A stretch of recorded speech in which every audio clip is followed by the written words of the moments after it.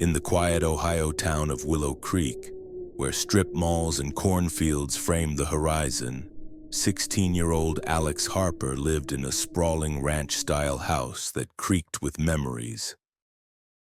The house, once vibrant with family laughter, now stood as a monument to loss since Alex's father, a respected lawyer, passed away 2 years prior. His absence lingered in the dusty law books piled in his office, the faded varsity football banners in the guest room, and the heavy silence that draped the home. Alex's mother, Ellen, a nurse at St. Mary's Hospital, worked grueling night shifts, leaving Alex alone most evenings. Their bond was strong but strained, tethered by routine gestures. Ellen's tired smiles, Alex's clumsy attempts at breakfast, burnt toast, runny eggs, and turkey bacon that defied edibility. Yet Ellen ate it gratefully, a testament to her love for her only child. On this particular night, October's chill seeped through the old windows as Alex locked the front door behind Ellen at 10 p.m. Her scrubs reeking of antiseptic clung to her as she hugged Alex goodbye, promising to be home by dawn. The house settled into its familiar groans as Alex flopped onto the living room couch, their dog Pepe, a scruffy terrier, curling up beside them. The TV flickered with unsolved mysteries, its eerie narration filling the room. Alex dimmed the lights, the glow of the screen casting long shadows across the hardwood floor. The living room, with its worn plaid sofa and cluttered coffee table, felt like a cocoon. Safe, familiar theirs. But Alex craved something more, a spark to cut through the monotony. They trudged upstairs, the narrow hallway stretching endlessly before their bedroom. The air here was heavier, thick with the weight of unused rooms. Dad's office, a shrine to his ambition. The guest room, a chaos of Alex's discarded belongings, clothes destined for thrift stores, half-finished paintings that captured their teenage angst. Since the funeral, no one had crossed the threshold of this house as a guest. It was just Alex, Ellen, and the ghosts of what used to be. In their bedroom, Alex's prized possession sat on the nightstand, a 16-inch bong, hand-blown from blue glass that shimmered like ocean waves frozen in time. Its swirls climbed to the mouthpiece, flecked with green that glowed faintly after a day in the sun. To Alex, it was more than a tool, it was art, a rebellion against the emptiness. They grabbed it and returned to the couch, Pepe still snoring softly. The weed was new, a strain called Starburst from a dealer in the next town over. He'd hyped it up, rare, potent, a limited batch, and offered Alex a discount to test it. The buds glittered unnaturally, not just with the usual purple or orange hues, but with reds, blues, and pinks like crushed gemstones. Rumors swirled about Starburst. Some said it was laced with something strange, something not of this world. Alex dismissed the talk as stoner paranoia, their curiosity outweighing caution. They ground the buds, the sticky scent filling the air, and packed the bong. The first hit was sharp, earthy, followed by a surprising citrus tang. Pleasant. They sank deeper into the couch, unsolved mysteries weaving its spell. Minutes blurred. 10, perhaps 15. The cushions seemed to mold to Alex's body, both cradling and consuming them. Their eyes burned, lids heavy as the room grew hazy. The TV's voices faded, and without warning, sleep claimed them. Alex awoke to darkness, not the dim glow of the TV, but an oppressive, unnatural black. Every light in the house was out, though Alex hadn't touched a switch. The TV droned on, its light barely reaching the couch. Pepe slept, oblivious. A chill crawled up Alex's spine, their heart thud. A cold realization hit. They couldn't move. their arms, legs, torso locked in place as if bound by invisible chains.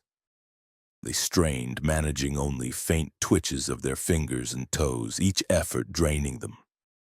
Panic surged. They tried to scream, but only a weak whimper escaped. Trapped in their own body, in their own home, Alex was utterly alone. Or were they? A creak echoed from upstairs. Alex knew this house intimately, every squeak, every groan. That sound came from the top of the stairs. Their pulse quickened, each beat a hammer against their ribs. Another creak, slower, deliberate. Something was moving, descending. Step by agonizing step. The sound was like bones splintering in the dark. Alex's eyes, the only part of them still free, fixed on the one visible stair, faintly lit by the TV's glow. They wanted to look away, to hide, but their gaze was locked. The TV's audio dissolved into a piercing ring, slicing through their skull. Their heart thundered, each pulse a countdown. A shadow flickered, a hand, long, bony, grotesque, curled around the wall by the stairs. Its fingers tapped, once, twice, 3 times. The sound was a sickening drumbeat, each tap tightening the knot in Alex's chest. They tried to scream again, but only a choked gurgle emerged. Then it appeared. 8 feet tall, its arms dragged like broken branches. Its face was a nightmare, a mouth stretched impossibly wide, toothless, gums oozing blood that splattered the hardwood.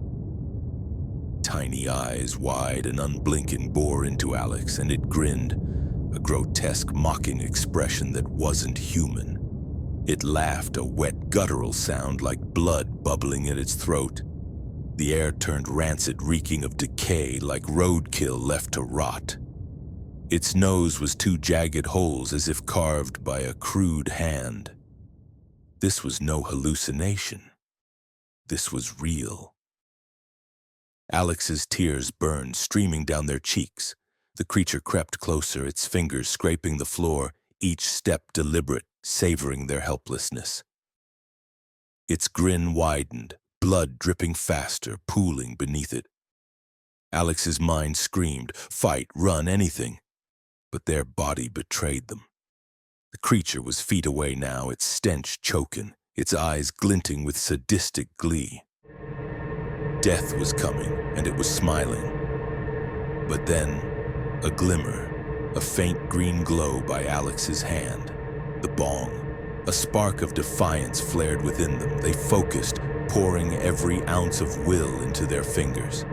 Move, move, and miraculously they did. Their hand closed around the glass. With a surge of adrenaline, they swung, hard. The bong connected, shattering against the creature's head. Again, again. Black blood, thick as tar, sprayed across the room. On Alex, the couch, the walls. The creature's face collapsed. Its grin obliterated into pulp. It crumpled, a broken heap, no longer a threat. Alex stood, panting, trembling, a manic laugh bubbling up. They'd won. They'd killed it. The room spun, their breaths ragged, their mind reeling with shock and triumph.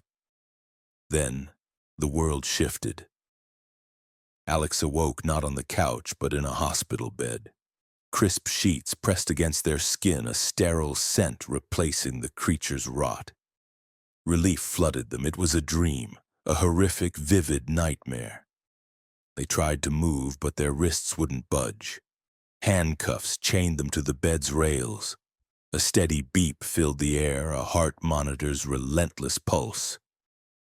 Alex's gaze dropped to their body. They were covered in blood, not black, red, warm, sticky, reeking of copper. A police officer stood at the foot of the bed, his face grim. "Kid," he said, voice low, "you remember last night?" Alex's mind reeled. The creature, its grin. "There was a monster," they rasped, throat raw. The officer exchanged a glance with a nurse, her expression pitying.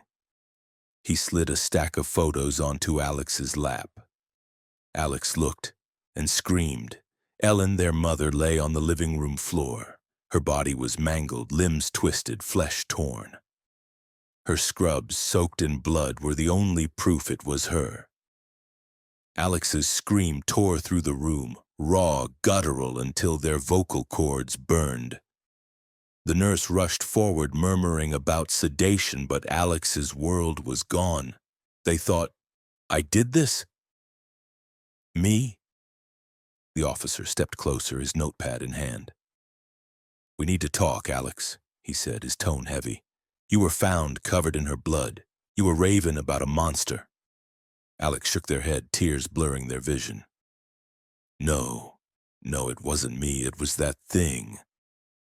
But doubt gnawed at them. The weed, starburst, those unnatural colors. Had it broken their mind? Had they? The officer's fingers tapped his notepad. Tap, tap, tap. The sound was too familiar, too wrong. Alex's gaze snapped up, his mouth stretched wider than any humans could. No teeth, just gums glistening with blood, grinning. Alex froze, their scream caught in their throat. Was it real? Was the creature still here, wearing the officer's face? Or was their mind unraveling, poisoned by starburst, by grief, by guilt? The hospital room closed in, the beeping louder, the grin inescapable. Ellen was gone. Alex was alone. And the truth, monster, madness, or something worse, was a shadow they'd never outrun. What was it? A demon haunting their home, born from their sorrow? A hallucination conjured by a tainted drug? Or something deeper, something Alex couldn't face?